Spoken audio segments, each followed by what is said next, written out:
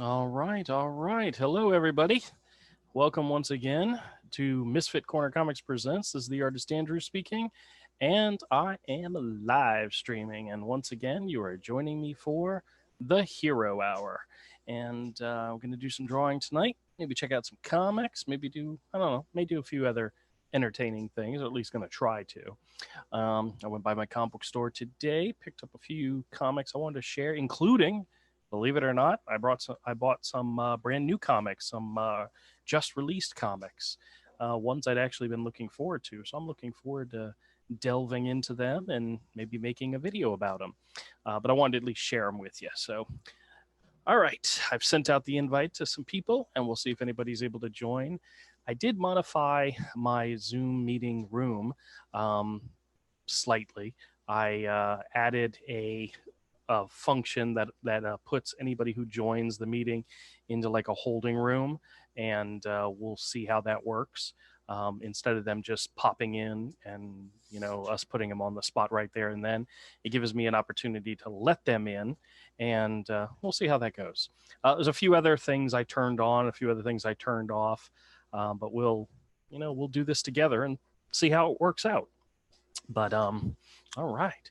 One of the things that happened this week, I spent the last couple of days doing some small drawings. I'll actually share with you guys what I had done. Some of them you may have already seen, some of them you may not have seen, but that's why I'm sharing them with you. The idea was to do these small, 6x9 sketches, something I can easily put in the store and put $10 on, see if anybody's interested in buying some original art. My goal is to do a lot more of these and have more of them available in the store. And this one kind of inspired the whole black, white, gray, and red theme. So there was this one, Venom, which I think came out pretty cool.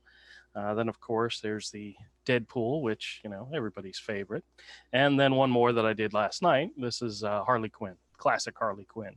And this one was a lot of fun. I hadn't drawn her in a long time. So, but here's the thing. Because I was working on these sketches, I wasn't working on anything big for either Hero or for Crom, and I have nothing new to showcase in my store because I had actually I had a large it's a dry erase marker board where I had stuck a one of the bags and words are not coming to me right now. One of the displays for the original art onto this board so that I could slip in and out new stuff each week. And I don't have anything for this week. So that's what I'm going to work on this evening. I'm going to start working on a new drawing. I got an idea. I don't know how it's going to come out. I haven't done any layouts, no sketches. I'm just going to dig right into it, and we'll see how it turns out. So, all right, I'm glad you all are here for the ride, and we'll see what happens. I'm going to start recording the video in case it turns out to be a good drawing and I want to share it later. Here's one of the bad things about my current setup is this is kind of flat. It's not elevated to where I like it. So it makes it a little bit difficult for the purpose of perspective. But we'll just let it fly. I do have an idea for what I wanted to draw. We'll see how it comes out. But we'll see how it goes. It's one of these things where in my mind I have the image of what I want to draw, and whether or not my hands can actually do what my mind has is sometimes totally different. But that's okay. Yeah, that's a long way of saying I don't know if I could actually draw what it is I imagine in my mind, but if I could, it'd be awesome.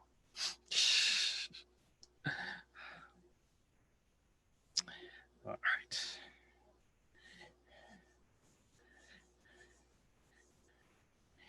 Okay, so Avery had given me this idea for my Crom character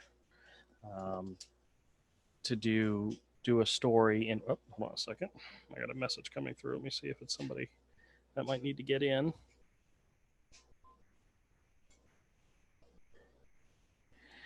It's my sister asking me what my wife's initials are.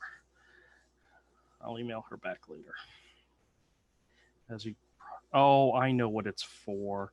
We're going to my sister's house for Thanksgiving, and my sister is a creative person. She's not an artist, but she's very creative when it comes to decorations and stuff like that. And last year, it might have been the year before, she had done something really cool where she made everybody um, their own personalized thing. I don't remember exactly what it was, but it was kind of cool. And I guess she's doing it again this year, so that's cool. All right, looks like we've got Avery joining.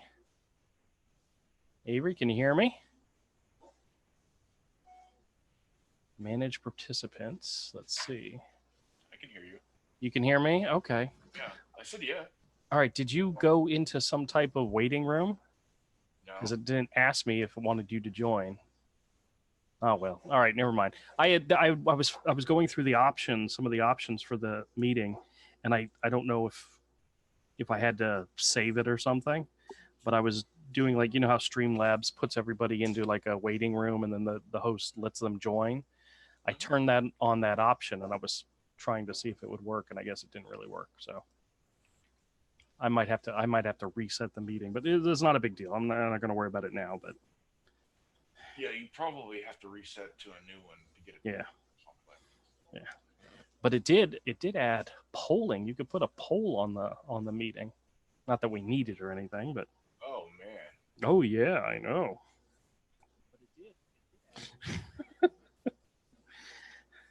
Hey, the things that make me happy, Yeah, poll.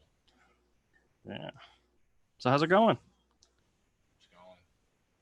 So you did pretty good in the auction last night. Yeah. So my guess is the Thursday night experiment worked out pretty well. At least so far, at least for the first time. Yeah. Oh, well, I hope Rick's happy. So we'll see where it goes from there, but I'm happy. I'm happy you guys, were able to that somebody who bought was there, That's the good part. George live right now. Yeah, I saw that. I was in his thing. He was inspired by something you had told him about doing a wash type thing, and he was working on an illustration that required wash. I was lurking. I didn't say anything, but I was lurking. Oh, okay.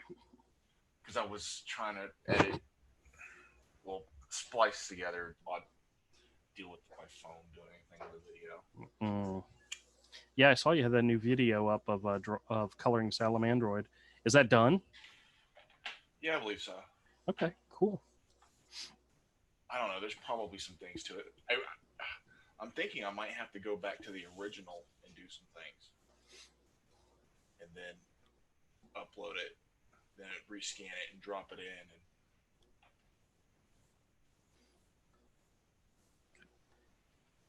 You know what? I keep forgetting. If you want the character to come at you, you need to put their legs behind them.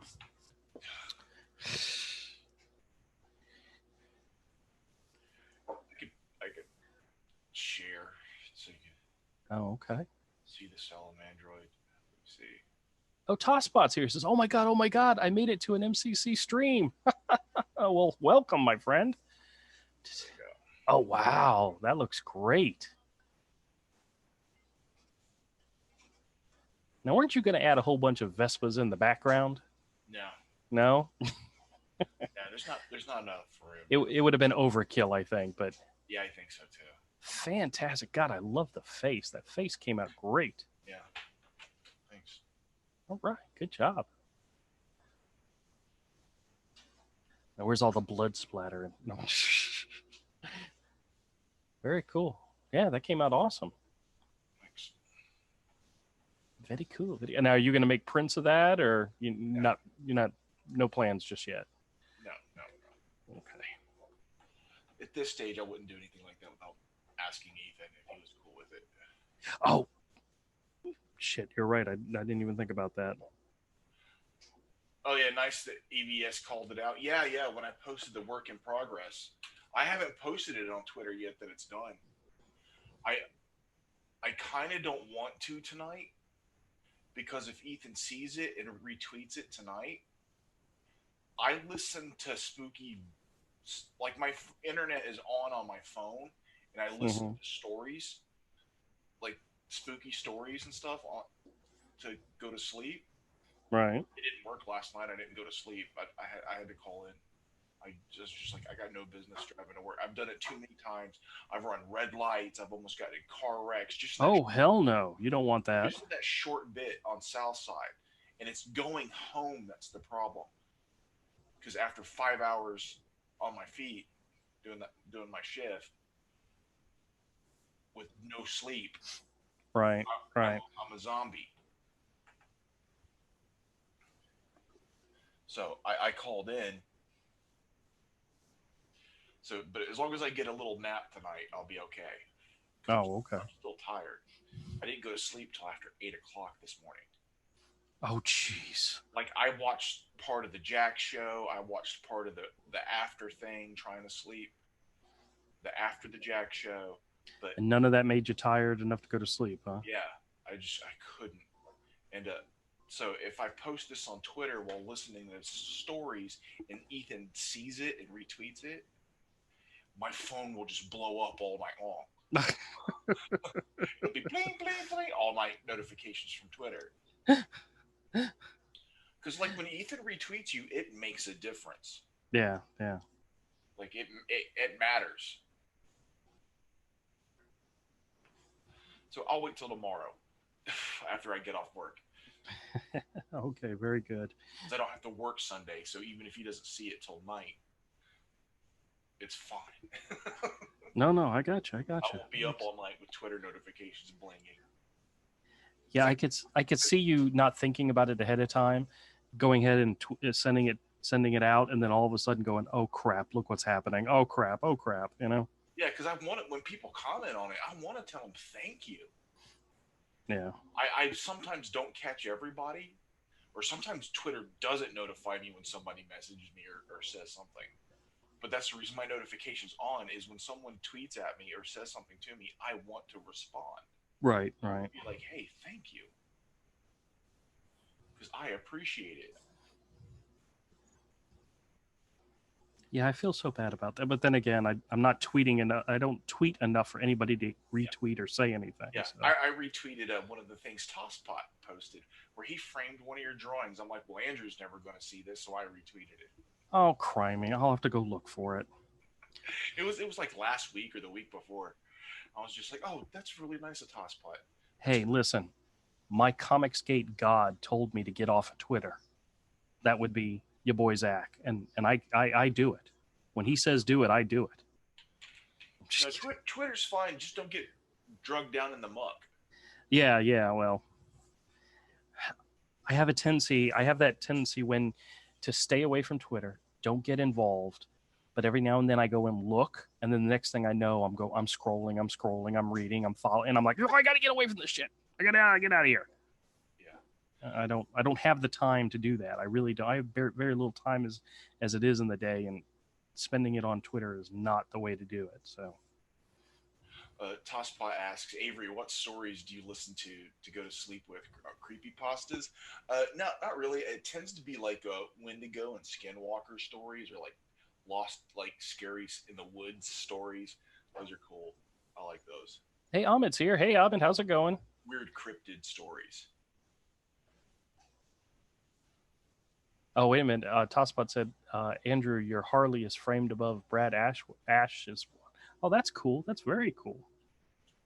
I find that very awesome. I appreciate that. Tosspot's got a nice little collection going, man. He does. He does. I mean, just you and me, you know? There's a lot of other people there too, buddy. Yeah, but I don't care about any of them. So, hell, I barely care about you, damn it. All those flippant remarks like that start flame wars. Yeah. I don't mind having a flame war with you. I just don't care about anybody else. No, it's not me you have to worry about, man. It's somebody else not taking that as a joke and getting butthurt. We've seen little remarks like that turn into dumb stuff. When it's totally meant as a joke, it's not meant to be taken seriously. But there are some people out there that will get all kinds of butthurt. Yeah, well, I think that is a that is a sign of somebody who had official training as an artist. Because one of the things we learned in art school was how to take criticism. You could not, somebody is going to be brutally honest with you, and you've got to be able to not let it upset you, offend you. It's something you need to be able to learn from. And there's a lot of people out there that don't know how to take criticism. Mm-hmm. There's a whole generation of people out there who don't know how to take criticism, and we were taught that. It was kind of drilled into us. We were Because tore down, dude. I don't remember how many times I went to Miss Ebersol and I said, I'm going to do this, this, this. And she looked at me and said, no, you're not. it's like, and, you know, and, you know, there's that's part of being, that's part of an artist training, is the understanding and the appreciation for being able to take criticism, no matter what it's like, no matter what form it comes in. Yeah. And to be honest with you, criticism that tears you down and tears you apart is going to help you.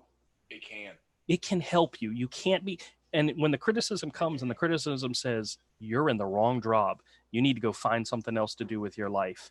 Sometimes there's some people out there that need to take that to heart, you know? But like me, I'm in the wrong job. If you do something I don't like, I tell you. Yeah. Sometimes. No, the whole, oh man, that's awesome, that's great. And I was talking about my day job. Oh. I'm in the wrong job. Yeah. No. When I'm like coloring your book and I'm like, hey, do you need something changed? I want you to tell me if I do. There still might be some things like as you're going through like book one, I might need to go in and do some tweaks. Oh, well, so far there's because a lot of times you approve it so quickly you don't really like. You know what? Maybe his muzzle needs to be lighter or something. 95% of the stuff that I'm looking at when I'm looking at your coloring, it's not your coloring, it's how crappy I did the drawing. And whether or not I'm able to live with it and move on, otherwise I'd be drawing Hero Book 1 for the rest of my life. Well, yeah, as you draw it, you get better and better at it. And yeah, I think book 1, there is a lot of stuff I'd be willing to change or wanting to change, but I'm not going to do it because I got to keep moving forward. Yeah. Yeah, because I'm waiting for you to see pages from book 3 and start tearing me apart, and then I can make corrections then because, but I'm not there yet, and I've got to get back to it, and I will be. I've got a plan in place, and it's just a matter of making things happen. Yeah, I mean, that's another thing. Showing my stuff to professionals all those years in my teens and my 20s, going to conventions so much. I got ate up, dude. Got ate up. Yeah. Well, see, I didn't have that experience because I was too chicken shit to do it. So I lived vicariously through you and Todd. Every time you showed your stuff to somebody and you got criticism, I kind of tried to learn from the criticism you guys got without getting my own. But then again, my stuff was never as good as your guys' stuff to begin with. So, it wasn't until much later till I got comfortable enough to actually be willing to share my stuff, with anybody. I'm not going to read Dee's comment, but I think I know what he meant. Oh, okay. Yeah, I think I know what you mean. Some people in that whole arena get crazy. Like I've gone and looked for myself to be like, well, I need to make up my own mind. And it didn't take me but more than just a few minutes. I was just like, nope. I'm out. Bye. Yep. I gotcha. Whenever these things start, I look for myself and make up my own mind. And then I go, yay or nay.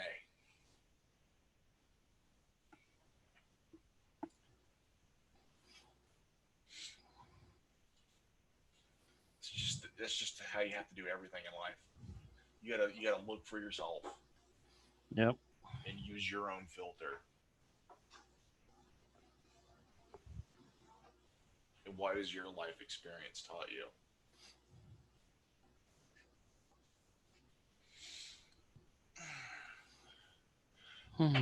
Get to mail these out. Yeah, I've got a few things I need to mail out too. I was supposed to do it this morning, and I completely forgot to grab them when I walked out the door. I should throw a print or two in here, man. At least one, because it was awfully awesome for Anthony to buy both of these, the Batman and the Silent Android. I appreciated that. All right, so I mainly just wanted to start this sketch. I'm probably going to work on this while I'm at the store tomorrow. So far, I'm okay. I'm okay with it. There's some tweaks I want to make, but this turned into a pretty cool sketch. Oh, I can't see. It's too small. It's minimized. Hold on, let me. Oh, okay. That's looking good. I can spotlight. Well, I'm trying to work on a design for this girl, for his counterpart, the the human connection. I have an idea of what could help.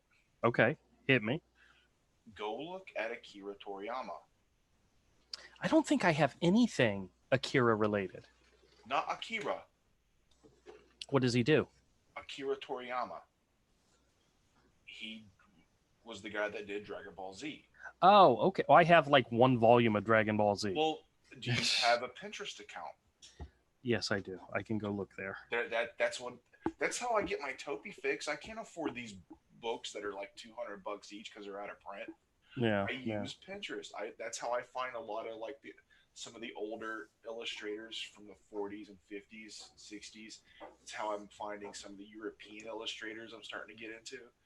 I can't afford to just go buy a bunch of stuff, especially when some of these dudes, were doing stuff in the 70s and 80s. Well, I did tell you that Previews has, I think it's either IDW or somebody is doing a series of Topi graphic novels, and in the latest previews, they solicited volume 3.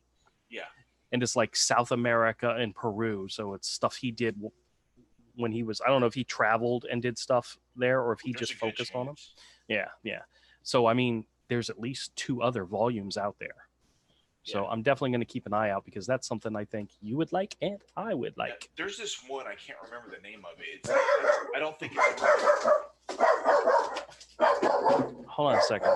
Somebody knock at the front door? Hold on, I'll be right back. Mute. Oh my gosh. What's up, guys? Whew. No, Tosspot, he doesn't have an online store for the flea market store. No, it's just show up. He has talked about offering deals on his channel though for people and like putting together a package of a set. Sorry, my security alarm just went off, as you heard. Some older gentleman he got the wrong house, got the wrong apartment. I feel sad for him, but today's the 15th, right? Charlie, hush, buddy. It's over. Tosspot was asking if you have a store online for your comic shop. Oh, for the comic shop? No, not yet. Yeah, but I was starting to tell him that you have thought about offering special deals. Well, I did it one time. I did it one time as a test to see if I got any interest, and there were a few people looked at it, but nobody bought anything. And honestly, I just forgot and just haven't done it. Well, my comic store is definitely a destination type of store. People come, see stuff, and come back. So you have 4 jobs right now. Yeah, I know. You have one full-time regular day job. Your YouTube channel, that's a part-time job. It is a part-time job. Working on Hero, that's also a part-time job. That's a part-time job. Well, it's like I got one full-time job and 3 part-time jobs. Exactly. And your comic shop. Yep. That's a part-time job. Yep, it is. I like that one though. I like it a lot. Well, I like all my jobs. To be honest with you, there's not one that I want to walk away from, But it's a lot. I know. Oh, you want to hear something? I have 3 trying to develop my own thing and do art to sell, coloring Hero, and my day job. in my Yeah. part-time day job. Yeah, but you hate the day job. Oh, it's awful. I know. See, I like all four of my jobs. Sometimes there's days that some of it's difficult, but I told my wife today. I said I got home and I said, honey, I didn't get a single scam call all day long today, not one. Oh man, they're And I'm lying. like, maybe they finally gave up on me. Turns out she had misplaced her phone, so the battery died, Uh-huh. and I had it set so that if she got a call after 5 seconds, it would forward to me. Well, because the phone wasn't receiving the calls, it wasn't forwarding anything. So as soon as I plugged it in to charge it, I got a scam call. And I was like, all right, yes. For a minute there, I thought they had forgotten about me. But it was an automated voice one, and it was another young lady by the name of Ashley trying to sell me car warranty stuff. And I'm like, ooh, Ashley, what are you wearing? And the next thing I know, click. Oh, that's so messed up. It is. But I went by the comic book store today, guys, and I Uh-oh. picked up a couple of new comics to go into the store, but I also picked up some new books. Basket Full of Heads #1 and the Dollhouse #1. No, the Dollhouse Family. Sorry. These are two new books from DC Comics. This is the Joe Hill Presents Hill House Comics. They've been merged under the Black Label, so they're mature readers, and they actually came bagged and boarded because they are mature readers. But this one, Basket Full of Heads, the whole premise for it sounded fantastic. So I'm going to take a look at these. I'm going to read them, and then I'm probably going to do a review of both of these in a separate video because I need to get back into doing some of that stuff too. Is it like 8 heads in a duffel bag? No, what it is the storyline, or what I know of the storyline. I haven't read the book yet. Is this girl out in the woods, running away from bad guys, whatever, finds this enchanted axe, and it has the ability to cleave a man's head off with one swing, but it enchants the head, so the heads are still conscious and talk to her, and she's walking around with a basket full of these heads that are talking to her. Yeah, I know. And I don't remember the premise of the Dollhouse Family, but the simple fact is, I like I've read some of Joe Hill's comics. He's the one that did the one about the House of Keys or whatever it is, Key House or Lock and Key, which, by the way, Gabriel Rodriguez's art on it was absolutely freaking fantastic and well worth it. But the stories were really good too. But he's like overseeing this line. He didn't write this one. M.R. Carey did. I'm not sure who that is. Peter Gross, I know that name. But one of the ones that's coming up is the one about the woman who is accused of being a witch, like in the Salem witch trials day, I think. But the art's by Kelly Jones. And what I've seen, just a few panels of it, looks so freaking creepy that I'm looking forward to that one. So these could be very interesting. I'm not a big horror guy, but there's enough interest in these that I picked up the first two issues I picked up the first issue of these two series to give it a shot. So I'll let you guys know what I think. But since we're talking about comics, I figured I'd show you guys a few new comics and see what y'all think. I did get some. Like the crypto zoology. Yeah. Darkness Prevails and Swamp Dweller a lot. What's that? That's what he was talking about. Okay. Oh, you mean the story thing? Oh, okay. Yeah, I gotcha. Yeah, cryptids. Cryptids, yeah. Okay. A lot of the cryptids, they do a lot of cryptid stories like Dogmen, Wendigos, Sasquatch stories, scary Sasquatch stories, scary Wendigo stories, those kind. There was an idea around that you had given me, and I just haven't had a chance to sit down and start working on it. But it helped inspire one of my characters. Oh yeah.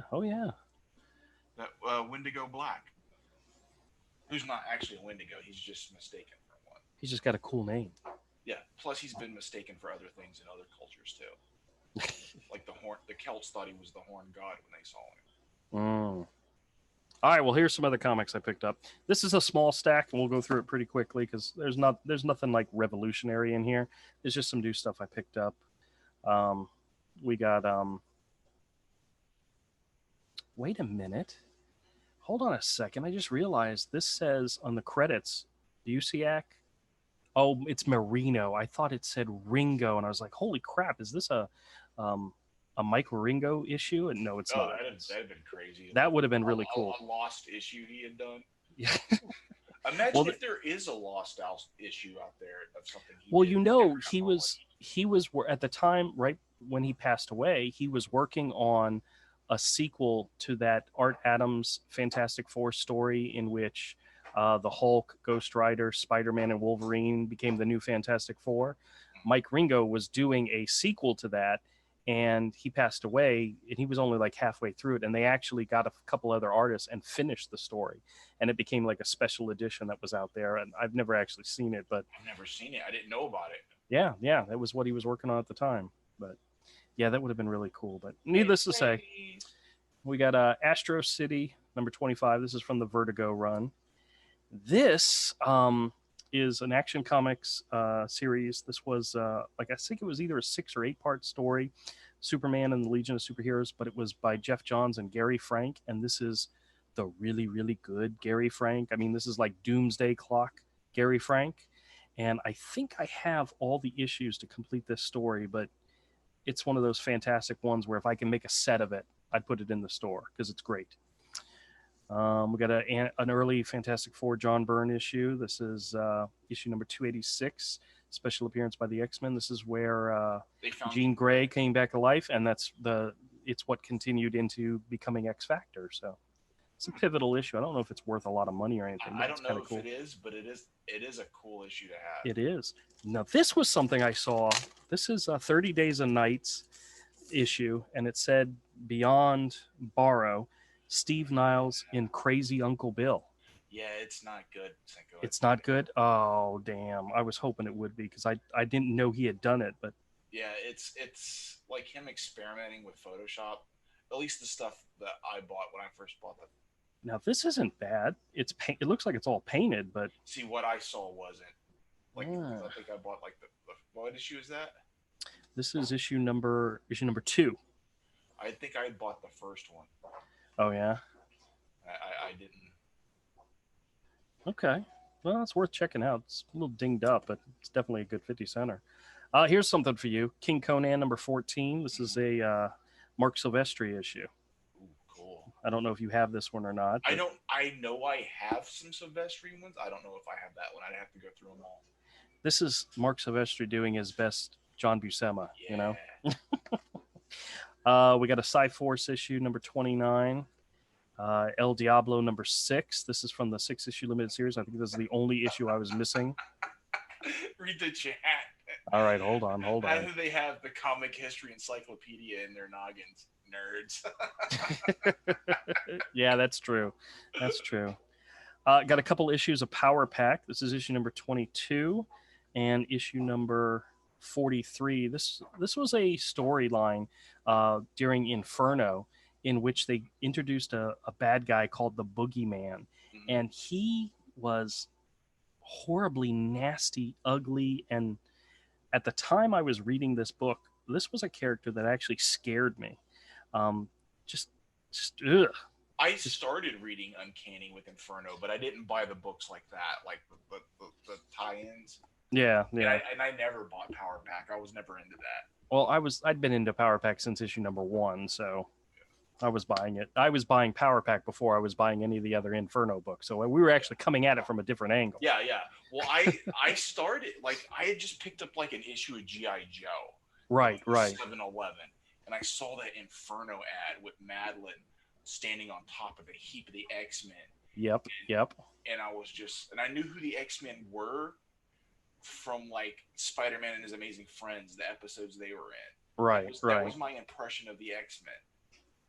And the Secret Wars toys. Like I had Wolverine, and I didn't know anything about Wolverine, but I had Wolverine. Jeez, we need to see if we can find some of those toys. Those were cool. I had like the black costume Spider-Man. I had Captain America, and I thought they were cool. And I was just like, oh, I'm gonna check that out. And so I went, and Book Bin was right next to where my mom works. Right. Like you remember where Book Bin was on Cassett? Yep. There was the Carpet Barn, where there was a little building right behind Carpet Barn. That's where my mom worked at the time, building nurse call systems. So I went to book bin. It's like, and there was issue 240 of Uncanny X-Men, and the rest I was hooked. It was, Yep. comic books for the rest of my life. We should do a video talking about that comic if that was your first X-Men book. That was my first Uncanny X-Men. That's cool. And I started buying Uncanny X-Men, X Factor, and New Mutants. I'm fairly certain I got 2 or 3 copies of that book, so I'll have to pull it out. We'll have to talk about it one night. Yeah, I loved it. So, all right, let's get back to the stack. We got a couple of new Avengers issues. These are from the Brian Michael Bendis and Stuart Immonen days. This is issue number 2 and number 4. These are beautifully drawn books. Stuart Immonen is like fantastic. I love his stuff. Yeah. We've got an X-Men issue. This is when the title became X-Men, and it was an all-female cast, but the art was by Terry Dodson. So I mean, you had give and take. Picked up an issue of Predator Bad Blood. This just the inside art looked really good, but I don't know. I've got a couple people that like Aliens, Predator stuff, so anytime I see something that's in decent condition, I grab it. Who did that cover? Who, this one? Yeah. Just looking, I can't tell. Because I remember a lot of the Aliens and Predator comics had Derek Thompson. Well, he's the guy that did the interiors, but just not painted. So yeah, just some awesome looking art, A lot of those comics had awesome covers though. They went with like really cinematic, painted covers on a lot of those books for a long time. Yeah, this one's actually very cool. We got an issue of New Avengers. This is from the Civil War days. This is Bendis and Olivier Coipel on art, which, I really like his stuff. I don't think a lot of stuff happens in this issue, but it's pretty. We've got one of the issues from The Return of Bruce Wayne. This is issue number 3 of 6. It's the one where right after Final Crisis, where Batman was killed. In actuality, he was sent back in time, and he went through a period where he was like in the caveman days, and this is when he was in the pirate days. But this is Grant Morrison and Yannick Paquette on art, so it's got to be fantastic. So, yeah, nice, the art, nice. Yeah, actually, let's pop it open and take a look on the inside. What's so funny is you see a comic like this, and you just know it's going to be good on the inside. And there we go, fantastic art. He has such a, I think, who's his inker on this?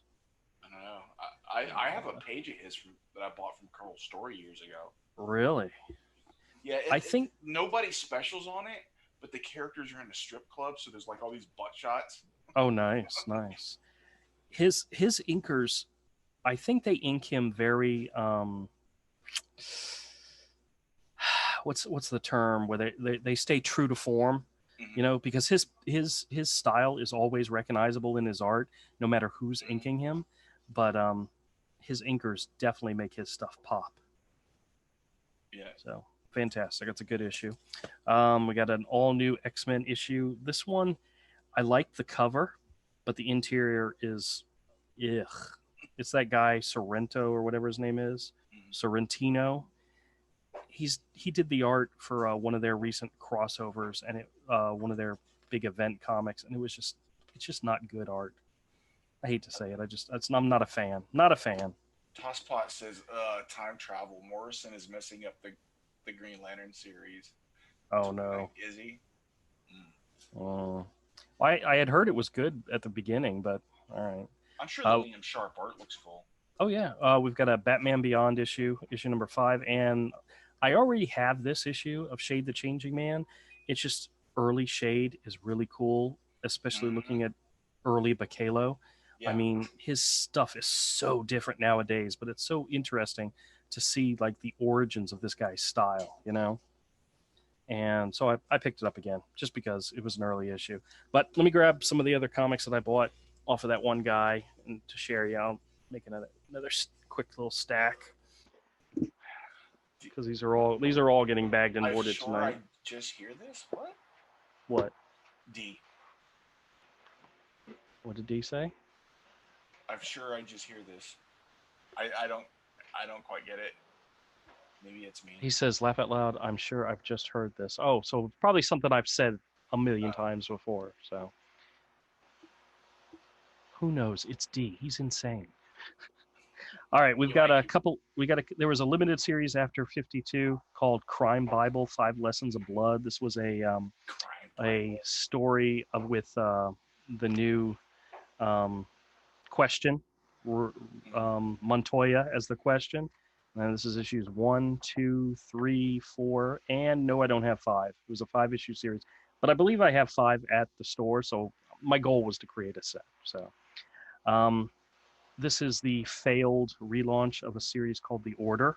This came out of the Initiative, and it didn't last very long. It was very I have unpopular. no clue what that is. Yeah, it was a group of new heroes, and they didn't stick around very long. But it had Barry Kitson on art, which you'd think would be a big seller. But issues 1, 2, 3, 4, 5.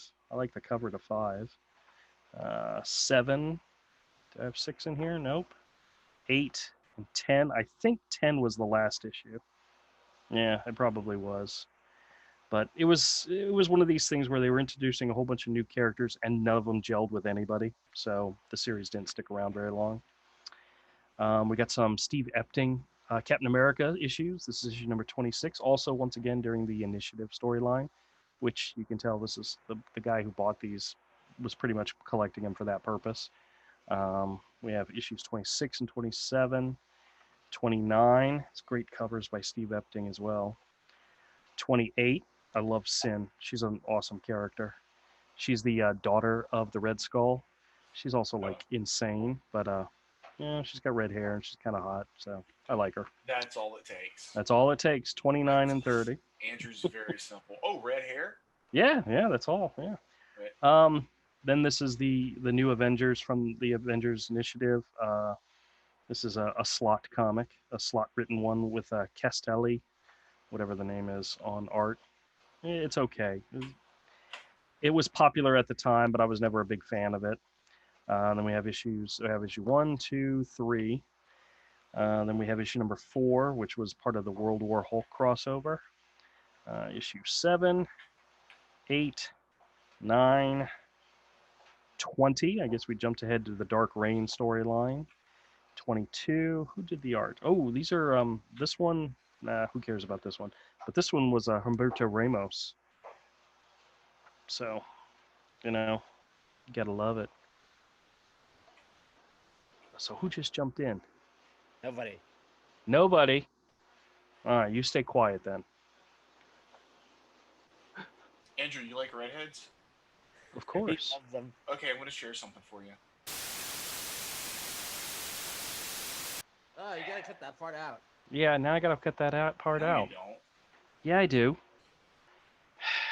No, you don't.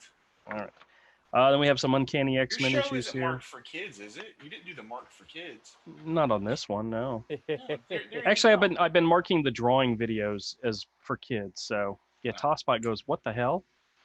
And he used the what the f. Then we have more X-Men issues, 490, 489, and 491. I definitely went out of order on this one. Oh, I like this cover. I like this cover with Storm and the Thing. Who did this? Yeah, you like a thing.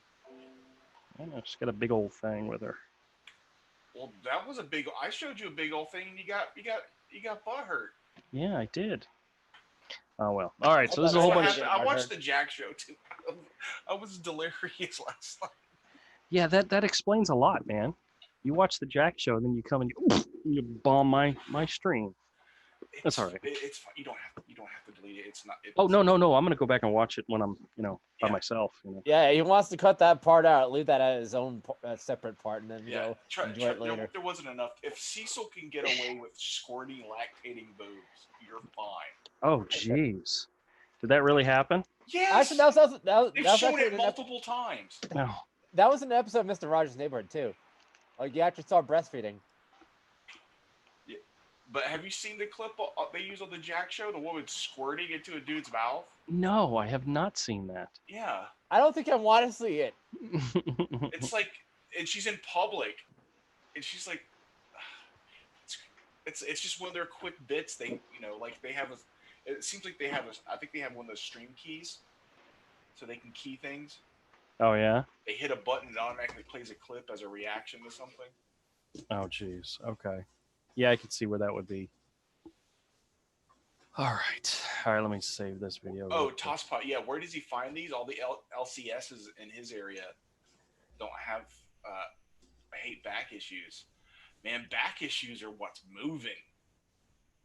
Yeah, 50 because cent the bin. new shit, it's either shit or it's indie stuff. Yeah, exactly. Back issues, 50-cent bins, dollar bins. That's what people want right now around here. Yeah. They still have 50-cent bins? Here they do. Yeah, yeah. All right, guys. Hey, we're going to do a new segment this evening. Actually, let me switch my camera over because you may have to actually see me to do this. But we're finding good stuff in 50-cent bins. Yeah, well, we're going to do a new segment tonight. This is one of a few new segments that we're going to be introducing to the show. This is one that I'm going to call "The Art of Making Comics." Now, granted, that's a working title, so to say, but it's where we're going to talk about different things about the production, the creation, the developing, and the actual creating art for comics. There's a lot of different things that we could talk about. There's layouts, there's pencils, there's inks, there's coloring, there's lettering, there's all these different stages to creating comic art, and I'm going to take a few at a time and we're going to talk about them. And it's wonderful that I have Avery here because the one that I want to talk about tonight, he's literally an expert on, and that is gray wash. Now, some of you people out there, you know exactly what we're talking about. You're like, this is going to be boring as heck. I already know what this is all about. But there's a lot of people out there that don't. I know, and I think it's interesting. Yeah. Okay. So here's the thing. I'll be in the store or I'll be drawing somewhere. And then when I pull out the brush and I start adding gray tones or gray wash to an illustration, people are like, oh my gosh, what are you doing? It's like there's a lot of people out there that have never seen it, never know what it is. And I'm going to tell you, and we're going to talk about it this evening. Now, there's a lot of different ways in order to add gray tones or gray wash or to an illustration. There is no wrong way to do it. Actually, Avery, there probably is a wrong way. But the way that doesn't work. But the way I'm presenting it is when you start doing it and when you start playing around with it, you're going to find the right way, which is your way of doing it. Now, Avery's way of doing it may be completely different from mine because I'm kind of a cheap ass. But my way, I'm comfortable with, and I want to talk about it. So one of the things that I do, that you could go out and you could buy expensive Copic gray markers. You got the warm grays and the cool grays and all this stuff. And you can go spend a whole bunch of money on Copic markers, or you can get a little jar of water and a little Indian ink and be able to do the same exact thing. Well, with practice. Yeah, but, it all depends on the look you're going for. But yeah, traditionally, just watered down India ink is how you do it. Yep. And this you right start here, right and slowly build. Yeah, this right here is the little jug that I use. Actually, I'll turn the overhead camera on so you guys can actually look and see in here. Oh, do you want to know what flatting is? That's in the coloring process. Yeah, we could talk about that in another episode, but yeah. But I'll give them a short answer. Flatting is just putting down the base colors for each object. Yeah. And setting the tone for the scene, the color tone. Now, base color palette. One of the things that I like to use, you can go buy these brush pens. These are like water-filled brush pens that you can buy from Michael's or Hobby Lobby or any place like that. The last time I bought them, I bought a 5-pack, and they were all different brush types. But you don't have to go that way. You could just get a single one and play with. But sometimes it works good if you fill the brush with water. Sometimes it works good if you fill it with gray water. But for this particular one, I've just got one with water. It's one of these ones where if you squeeze it, the water comes and it bubbles up at the top of the brush. Ooh. And so forth. Yeah, I know. Fancy. But here's one of the most important things. You can use any type of black ink, Indian ink. This right here is a really cheap Higgins fountain pen India ink. For your washes, I really do recommend you use the crappy cheap like Higgins. You can, or you could take some like really good stuff like Bombay Black and use that, Doc Martens. That's not even the good. This isn't the good one, but yeah. But one of the things that you need to look out for is if you use the cheap ink and you don't mix the water and the ink every time you go to use it, sometimes the ink will float to the top and it'll become like broken pieces in the water, and then when you go to lay it down, you'll see flecks. Yeah, it's a pain in the butt. So you should always test your ink wash before you start using it. And So if that does happen, what do you do? Shake it? you can mix it up, you can shake it up, or you could just chuck it, get and start fresh. All right, I think this would be better than what I have because I have the cheapy Shuttle Art Copic clones and they're pretty trash. Yeah, but you could do so much more. Like for example, like right here, I'm just dipping this in. This is just a test paper. When I lay down you'll see that it's kind of dark, and it's actually too dark for how I want to start because I want to do it lighter. And one of the ways you can fix that is by adding more water. But here's another thing. One of the important things you should always have near you when you're doing this and when you're doing this process is a napkin, a paper towel, piece of toilet paper, anything for blotting. And I'm looking around my area right now. I don't have anything. Oh, Louise. Isn't that great? That was one of the parts of showing. Here we go. I have a cheap towel. I'll just lay it down here. Another thing that's good to keep around. I wouldn't use it while you're live streaming, and it works for when you're working with watercolor also, because some of the same principles apply.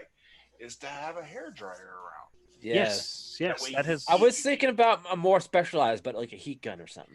A hair dryer is better. It doesn't get as hot as a heat gun. Yeah, it's more concentrated. Yeah, I suppose. I have a tendency to, when I'm doing stuff with paints or watercolors or gray tones, is I tend to get ahead of myself and I don't let things dry.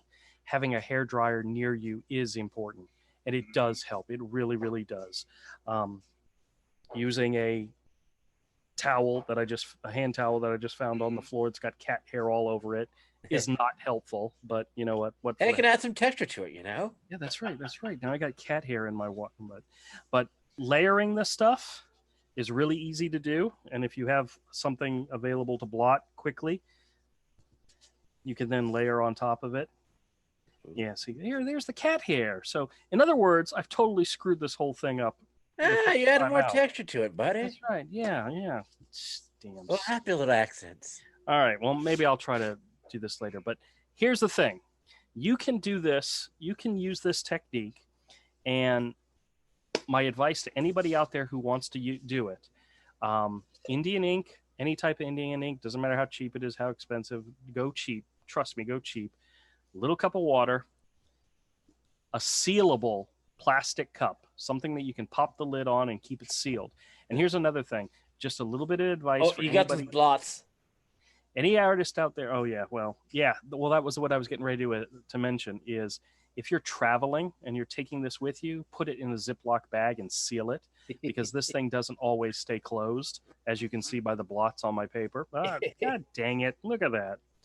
So in other words, I'm so if I'm traveling, I prefer to just carry a little bottle of water, and use some sort of cup or something that I can just throw away. Yep. Well, I was going to show two pieces of art that I did.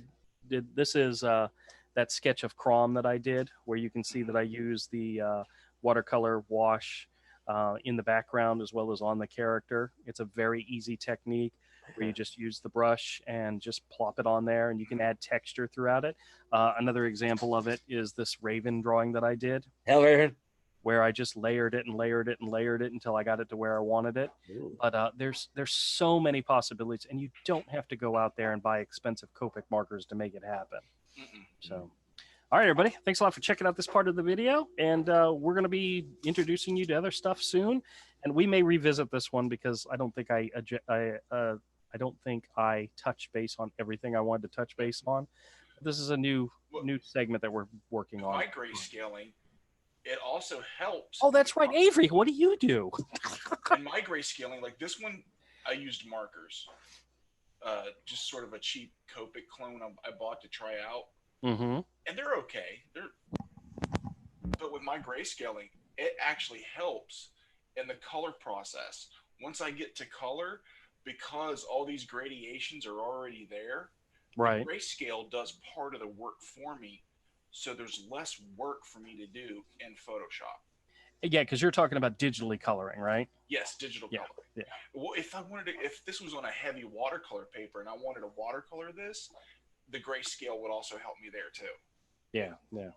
I would spend less time with the watercolor, and I wouldn't have to worry about layering on watercolor after it dries and dries and dries to build up values and do the value changes. The grayscale being in permanent marker underneath Right. does that for me. Now, So for that salamandroid, you use different materials for your adding your gray, didn't you? yes, they're markers. It is markers. Okay. It's not Okay. wash, it's markers. Okay. So you use markers. It's these grayscale markers I called a touch new. Oh, they even look like Copics. They're alcohol based. Right. And there's I would put them slightly below Prismacolor markers. Mm-hmm. But they were dirt cheap.